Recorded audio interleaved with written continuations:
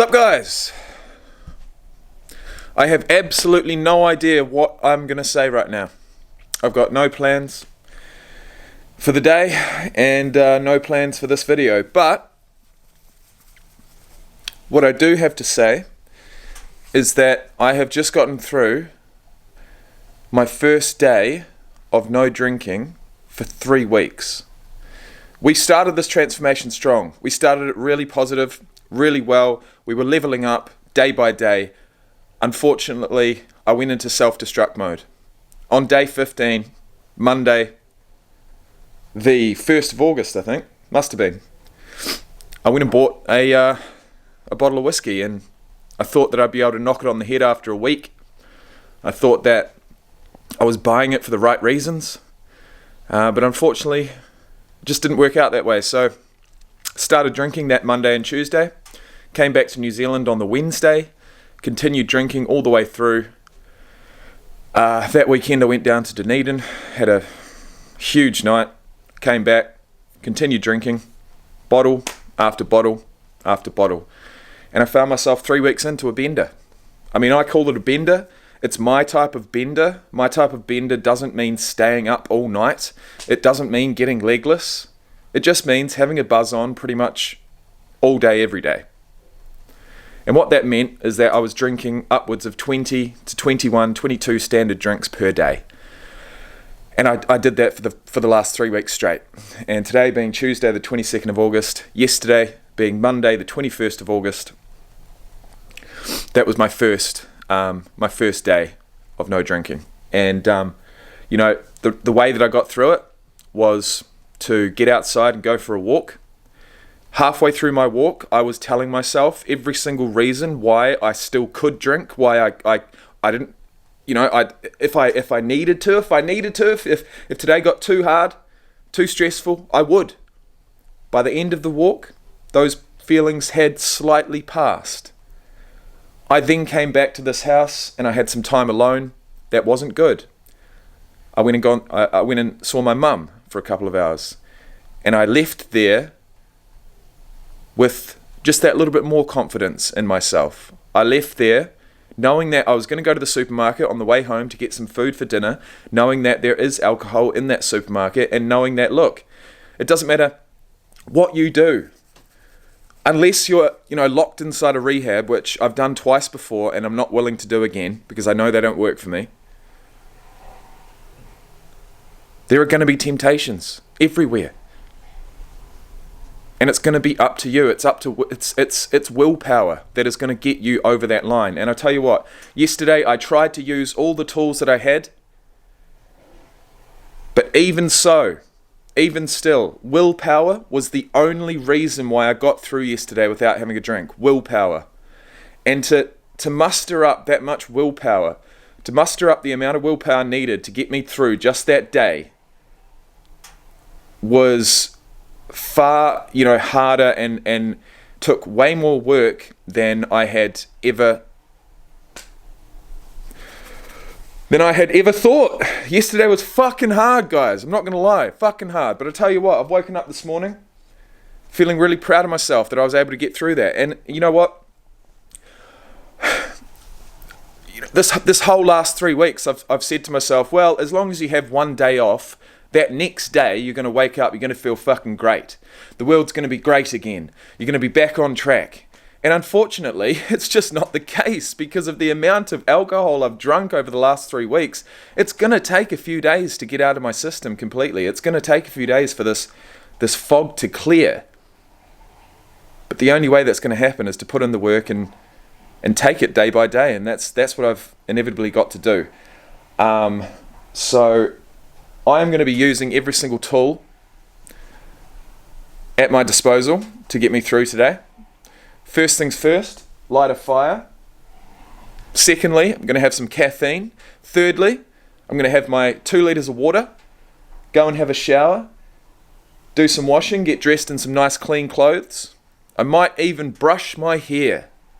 I'm going to use every single thing at my disposal to get me through today because day one's the easiest. I'll be honest. Day 2 is where you think, Yeah, look, I just I just spent 5 minutes explaining how hard day one is, but at the end of the day, once you get past day one is actually the easiest. Until you really get a sense of, I've got this, and I feel like that's probably going to come to me this time in the next few days. I couldn't say when, but I think it's going to get harder before it gets easier. I've just been in such a fucking habit, such an addictive cycle, It doesn't, like, I don't even know how I got through yesterday. I felt myself, just falling back into the trap of, if you want to drink, go and have it. I felt like that whilst I was out for a walk, and I didn't give in. I kept listening to Alan Carr's book, even as skeptical as I was and still am, and it just carried me through. It just got me through, past 11 o'clock, past 12 o'clock, past 1 o'clock. Then it got to 2 o'clock and I had my appointment. Then it got to 3 o'clock and I started feeling those feelings again. Then I went to go and see my mum at about 5 o'clock, 6 o'clock, 7 o'clock I got home. Ate some dinner, it was 8 o'clock. Surf through some social media, 9 o'clock, 10 o'clock, and by then, I'm definitely not going to go and get any, right? So, but the fucking stupid thing is, guys, is you're wishing days away. I am literally, the last 3 weeks straight, I have been wishing my days away. And life, we only get one life. Life is so precious. For me to wish away any day above ground, any day that I'm fucking healthy and capable, for me to wish that away is just disrespectful. It's selfish. It's fucked up. And I'm so totally done with that. So, yeah, it was tough. It was tough. It was harder. Yesterday was harder than the original day one. I'm going to say that straight up. Especially being back here, not having my kids to keep me accountable, not having anyone to get me up. But one measurable, and I'll leave you with this. I'll come back after I've had my shower and got my shit together. My heart rate has been resting. My resting heart rate has been up at around about 60 beats per minute the last 3 weeks. I might have 1 or 2 days where I really tone down the amount of drinks I've had, and then I can fully get it out of my system throughout my sleep, and then a couple of hours before waking up, my heart rate may have dropped down to 50. But I'm looking for a resting heart rate at about 45 beats per minute. And last night it got down to 47. So it just goes to show, 24 hours off the piss, and your body does begin to regenerate. It's what's up here. It's what's up here that's fucking the problem. You know what I mean? It's Jesus. Like I said, I didn't really know what was going to come out of my mouth this morning. Got the fire started. Thought, you know what? I better check in. I've done something yesterday that I haven't been able to achieve for the last 3 weeks. So, well done, Jacob. And we move on. Right, guys. It's about 12:40. I've had a couple of revelations that I was putting off, just like I was the first time I tried to do this back in January of this year. Day one of 30 days of quitting alcohol. The main reason why I just was forced, my hands were tied, was because I looked at my bank account and I had fuck all money. I had no accessible money. And I had no job. And I had 2 kids to feed. And I had a mortgage to pay. And I thought, fuck me dead. If this is what it's come to, if this is my rock bottom, I better do something about it. Now, I am not in that position now, but what I have done just recently, right now, is I'm in the process of booking my ticket back to Australia. And when you look at how much money I've got available, this is pretty much going to bottom me out. So I have the next couple of weeks in New Zealand to work out what the fuck I'm going to do to try and secure a job by the time I get back. Because as you guys know, some of you know, the only job I've got is a casual role that works on the weekends, and that only brings in enough to, cover basic expenses. And unfortunately I've got word since coming to New Zealand that they are cutting back on their casual operators. Not necessarily cutting them completely, but I most likely won't have a guaranteed 16 hours every single weekend. So there's a lot going on. I know from here on out, at the end of the day, I've got to be realistic. I've got to be honest with myself. And I really have to be smart with my money over the next week and a half until I arrive back in Alice Springs. I don't have any excess money to spend, and I have been spending hundreds and hundreds on alcohol and shit food. So, even if I hadn't have drunk a single ounce of alcohol whilst being here in New Zealand, I'd probably only be about $500 up, to be honest, from what I am now. So I was getting myself into a bit of a situation.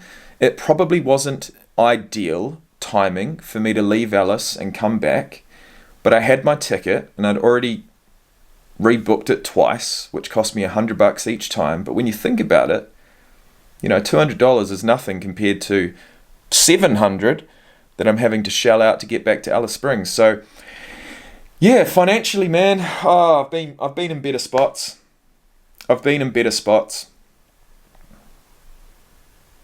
There is some money that is available. It's money that I don't want to touch.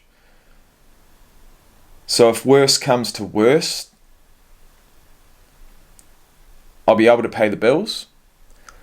But it's my priority to get back to Alice Springs, get back in the swing of things, get another full-time job as fast as possible, which shouldn't take long, and continue alcohol-free, because that is the only way. Even on day 2, the amount of self-confidence that I have in myself it's quadrupled. Even just through the first 24 hours, just the ability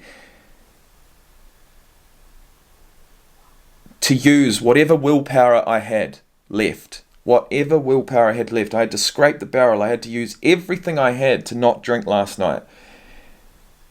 But that was before I'd actually taken stock of where I am financially.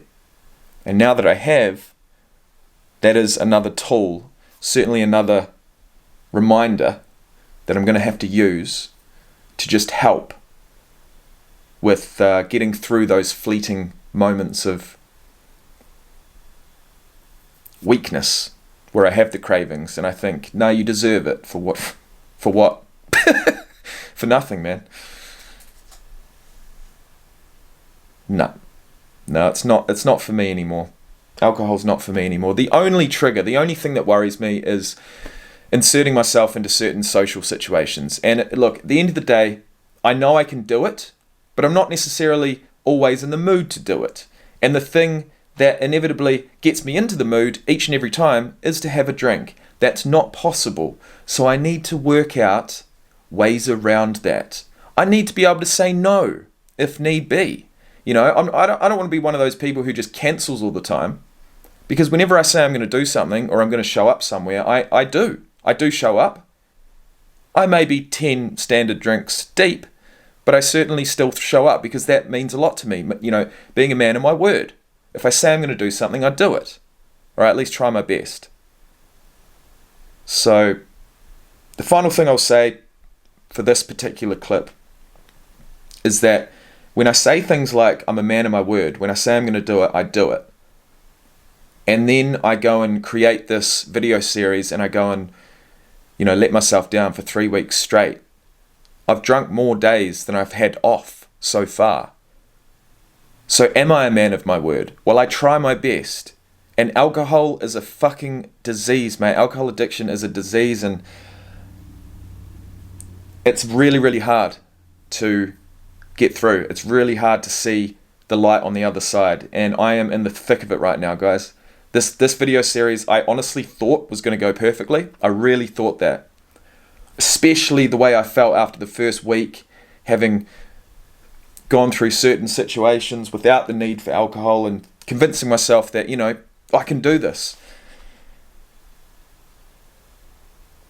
And it just hasn't been like that. It hasn't been perfect. This video series, I'm in the thick of it. I am in the thick of it. I'm getting through it as best I can. I've drawn a line in the sand, but sand is so easily swept away. And that analogy I just made up on the spot. So I'm going to book my ticket. I'm going to basically I'm going to go to the supermarket. I'm going to buy the majority of the groceries I'm going to need for the next week and a half until I leave. And then I'll just be chilling, catching up with my sister, my mum, going to the gym. That's going to be a big one. I need to have a week of going to the gym under my belt before getting back to Alice. I need to be back in that routine because I want to hit the ground running. I really do. As a dad, as an employee, and as an attendant, as a guest of Anytime Fitness Alice Springs. So that's just how I'm feeling. There's a lot going on, but I'm so stoked that I was able to get through last night. And I know I can do it again.